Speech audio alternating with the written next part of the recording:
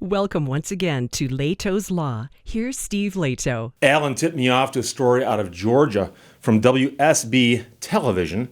Taisha Fernandez wrote it. Police ordered to pay nearly $1 million settlement after arresting 65 young people at a house party. And of course, you've heard about those house parties where someone gets a house and they announce a party. And pretty soon it's like Animal House, but in real life. So a big house party on the last night of 2017 ended with 65 young people in handcuffs. 65 people handcuffed. A prosecutor admits that only one of them broke the law. So you got one lawbreaker in a house party and 65 people get arrested. So prosecutors now say the teens were targeted and a judge has agreed with them.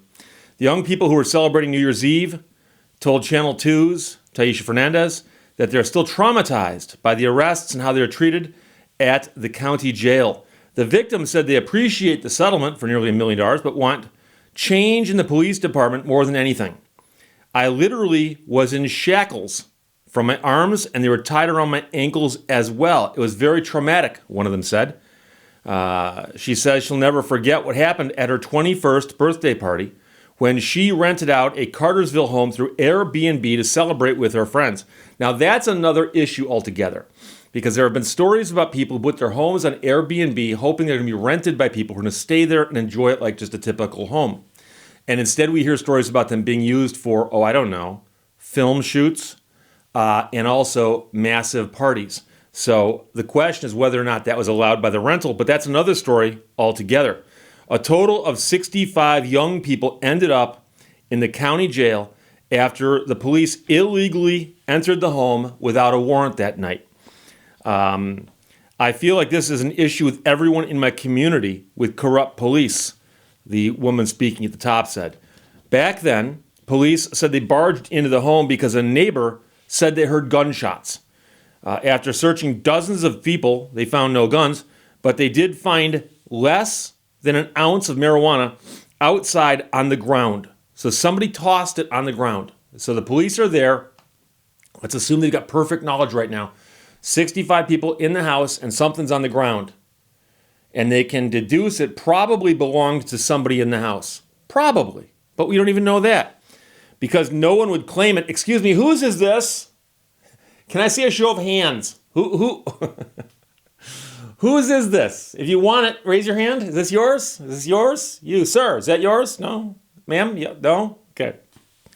Because no one would claim it, police arrested all 65 people and charged them all with possession. No, it's on the ground.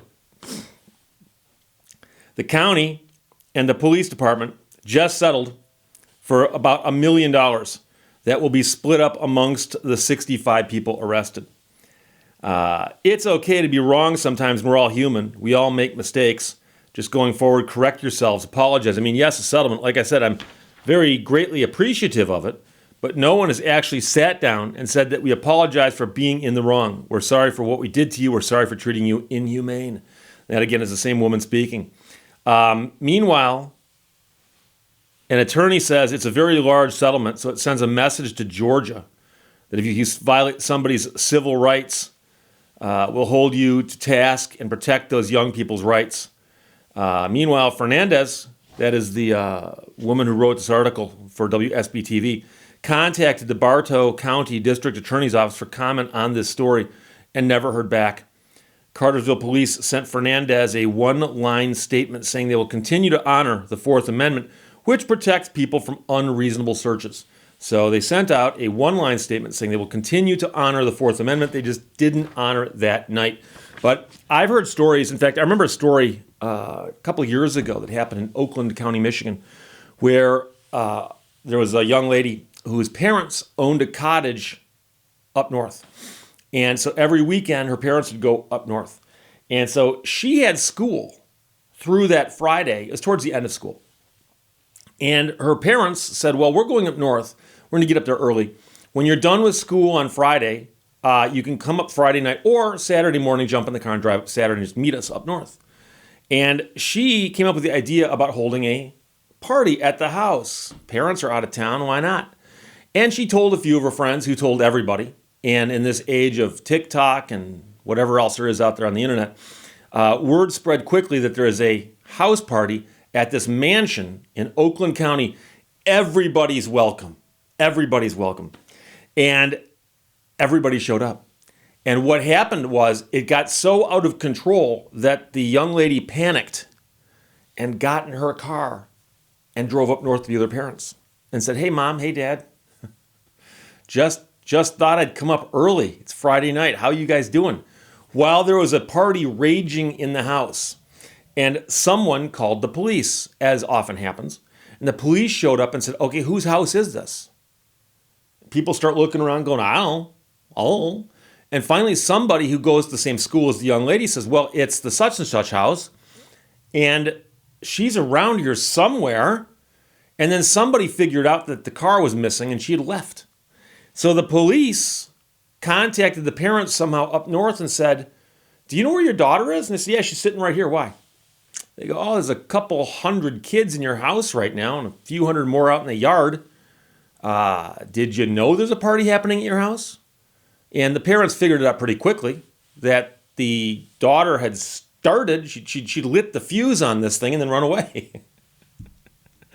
And there are some cities that have ordinances against these kinds of parties. And of course, the question is, how do you define it? And you can define some of the things pretty easily. They can't make too much noise, right? Noise is always an issue. But the question is how late at night, how many people are packed into a house. And I'd be, like I said, curious to know about the Airbnb restrictions, whether or not the owners of this house indicated that, yeah, you can stay there, you can be there with your family, but you can't throw a party there. Because I assume if you damage the house, you got to pay for the damage. And when you invite in 65 young people, there's a good chance something's going to get damaged, whether it's going to be something from like risky business damage or some other kind of damage, we don't know. But damage is always possible with that many kids packed into a house, especially when there's kids who don't live there and might not care. And especially if they might be drinking. That right there is the wild card. So crazy story, but the 65 young people get to split up $1 million. At least that's a settlement amount. I don't know if there's a fraction of that going off to the attorneys. That's possible. Or if that's the net amount to them. I don't know.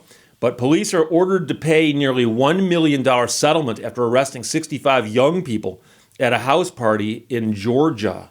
Taisha Fernandez wrote that for WSB TV, and Alan sent it to me. Thanks a lot, my friend. Questions or comments, put them below. Let's talk to you later. Bye-bye. Thank you for watching Lehto's Law. Soon, when all is well, you're going to look back on this period of your life and be so glad that you never gave up.